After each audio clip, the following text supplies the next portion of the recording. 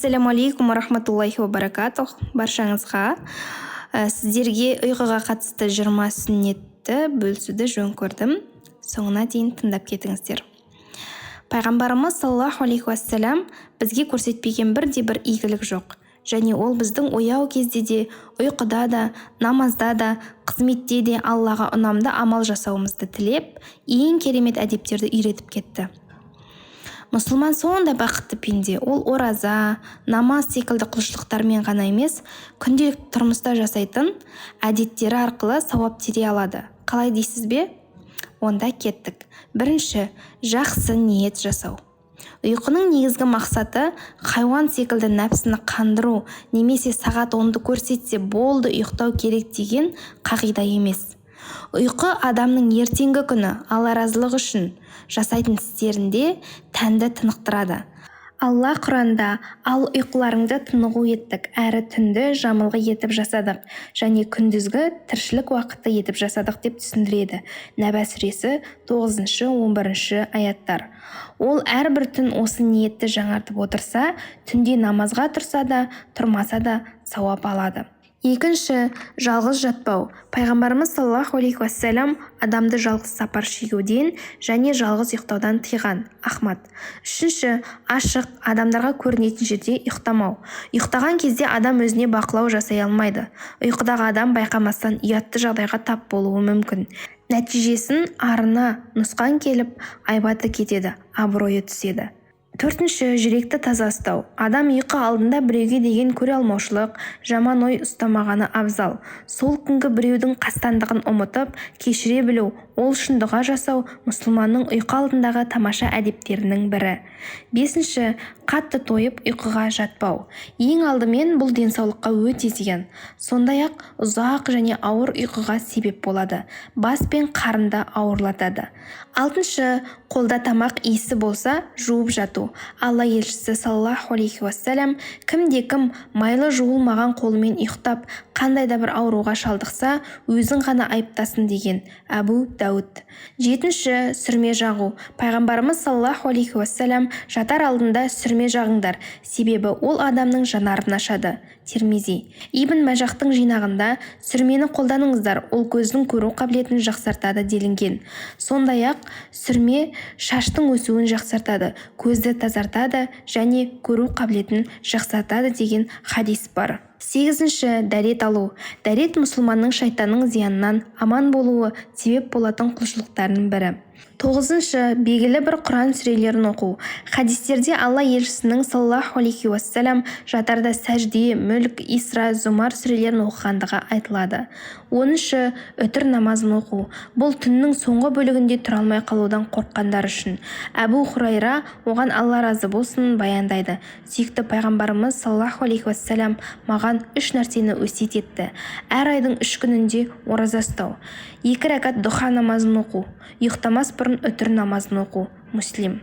11-ші, тәубе жасау. Ешкім өзінің қашан қайтыс болатынын білмейді. Ұйқысынан мүлде оянбай қалса ше, ал тәубе етушінің күнәлары кешіріледі. 12-ші, мүмкіндігінше ерте жату. Әбу Барза, оған Алла разы болсын, пайғамбардың саллаллаху алейхи уассалам құптан намазға дейінгі ұйқыны және құптан намазынан кейінгі бос сөздерді ұнатпағандығын айтады. Бұхари, Муслим. Ерте ұйықтаса тынығып, ертеңгі күні құлшылығын, жұмысын дұрыс атқарады. Сергек болып, көңіл-күйі көтеріңкі болып жүреді. 13-ші, есікті, терезені, ыдыстардың бетін жабу.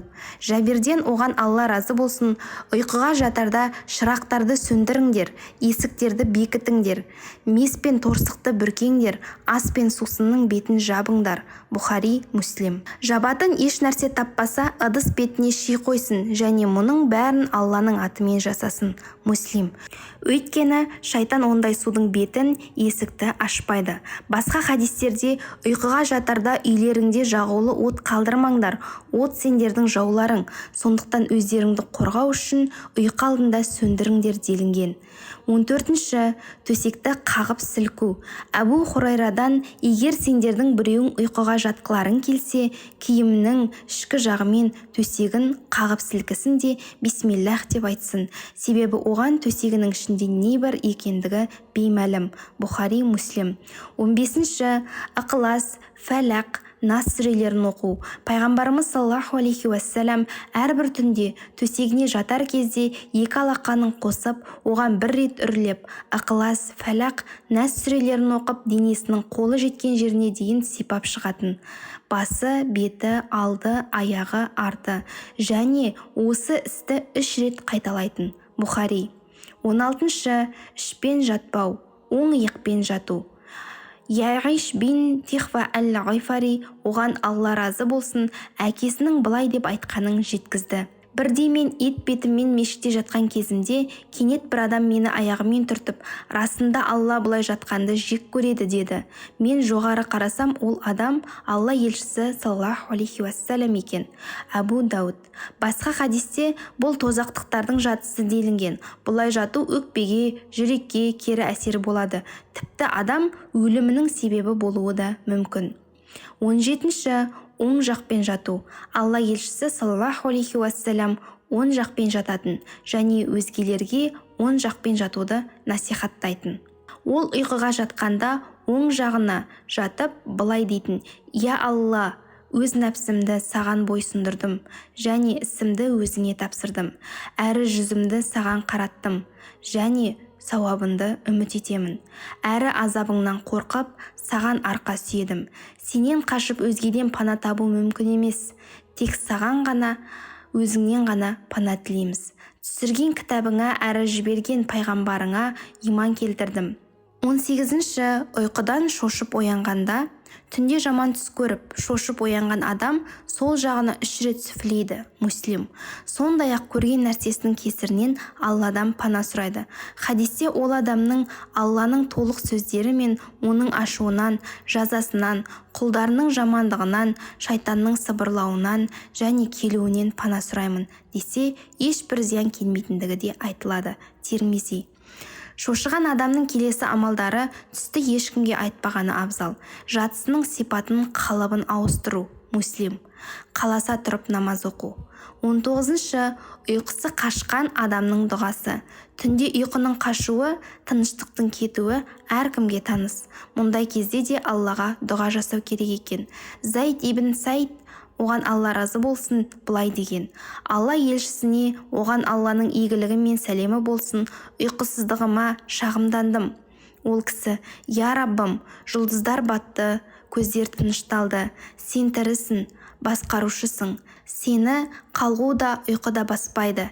Әй тірі әрі басқарушы болған Алла, түнімді тыныш қыл, көзіме ұйқы бер. 20. Зікірлерді, дұғаларды ұмытпау. Себебі Алла елшісі, оған Алланың игілігі мен сәлемі болсын, Алланы еске алмай ұйықтаған адамды Алла жазалауы мүмкін деген болатын. Әбу Дауд. Аятул Курсины Аллаху ла илаха илля хуал хайюл қайюм дегеннен аяттың аяғына дейін оқыған адамға Алла тарапынан бір қорғаушы қасында болып, таң атқанша шайтан еш жақындай алмайды. Нәсәй. Сондай-ақ пайғамбарымыз саллаллаху алейхи уассалам жатар кезде Ықылас, Фәләқ, Нас сүрелерімен дем салған. Хадисте кім Бақара сүресінің соңғы 2 аятын түнде оқыса, оған жеткілікті. Бұхари. Яғни барлық жамандықтан сақтауға жеткілікті делінген. Басқа ғалымдар шайтанның жамандығынан сақтауға жеткілікті, адамдар мен жындардың жамандығынан сақтайды деп тәпсірлеген. Тіпті сахабалар ақыл есі бола тұра ұйқы алдында Бақара сүресінің соңғы 2 аятын оқып жатпаған адамды көрмедім деген екен. Фатима анамыз, оған Алла разы болсын, Алла елшісінен саллаллаху алейхи уассалам қол диірменге шағым айтып, қызметші сұраған кезде: Мен сендерге сұрағандарыңнан да хайырлы нәрсені айтайын ба? Ұйқы алдында 33 рет Субханалла, 33 рет Әлхамдулилля, 34 рет Аллаху Акбар деп айтсаңдар, бұл сұрағандарыңнан да хайырлы деген екен. Бұхари, Муслим. Ұйқы алдында оқылатын басқа да дұғаларды мұсылман қорғаны деген кітапшасынан қарасаңыздар болады. Алла тағала түнімізді тыныш, күнімізді берекелі етсін. Лайк басып, арнама тіркеліп, қоңыраушаны баса кетіңіз. Келесі видеода кездескенше, ассаляму алейкум ва рахматуллахи ва баракатух.